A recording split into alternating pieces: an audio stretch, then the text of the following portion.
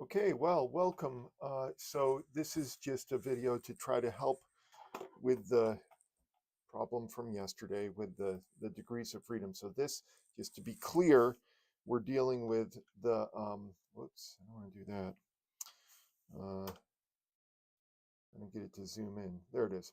So we're dealing with the two means with different different variances. The two means with the same variance, this is all fine. So you can just leave that the way it is. It's just this last one.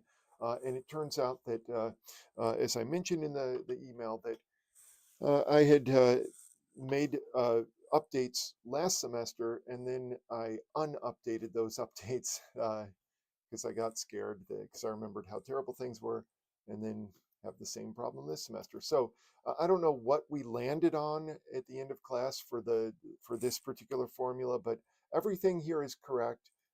So just to run through this really quick, and also this is assuming that you have your spreadsheet set up exactly like mine. So anyway, this is correct. The standard error, the test, so you could pause this if you need to. The test statistic, that is correct as well. The one thing that is wrong is this degrees of freedom. So this is not the correct formula. So I sent an email. Oh, and this only affects the non. So if you get lucky, you might end up with population variances that are the same. So notice that with this one, it took me a while to find one um, on Newton that had not equal variances. So I thought I'd run through this once I get done. Anyway, here's the email that I sent, and you can see that you can just copy this line. So I'm just going to copy this and then go here and get rid of this and paste that in there. I know it looks nasty, but that's the correct formula for degrees of freedom. Once you have that set up, let's just test it, make sure it's okay. So this will be embarrassing if it isn't, but I'm just going to do this because I don't care. I'm sure you can figure that out.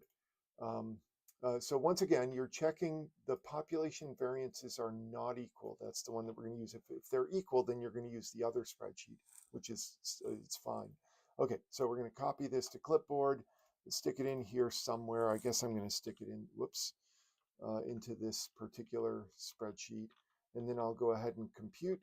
In fact, I guess I could just compute them right here. So this is going to be the average of column D. This one is going to be the average of column E. This one will be the standard deviation of column D. Okay, just keep it straight. You'll compute these yourselves. This will equal to the standard deviation dot s. Oh, whoops. No, I got it right. Equals stdv dot s of column E. And then finally we have the counts. I think that this is correct. I think they're both 30. Yeah, it says 30 dogs. So I'm not going to bother typing those in. But anyway, here's our stuff. It's got the standard error. It's t-stat, degrees of freedom. So notice that degrees of freedom is now 43 and not whatever it was. And so let's see if I get this right. It says test statistic, two decimal places. Sure. 2.97. P-value is, how many tails do we got? Two-tailed. So two-tailed test. So I'm going to use the two-tailed. It says 3 decimal places. So I guess I have to round this to 0.005. Bring it on. Excellent. So hopefully this helps you out in getting this set up.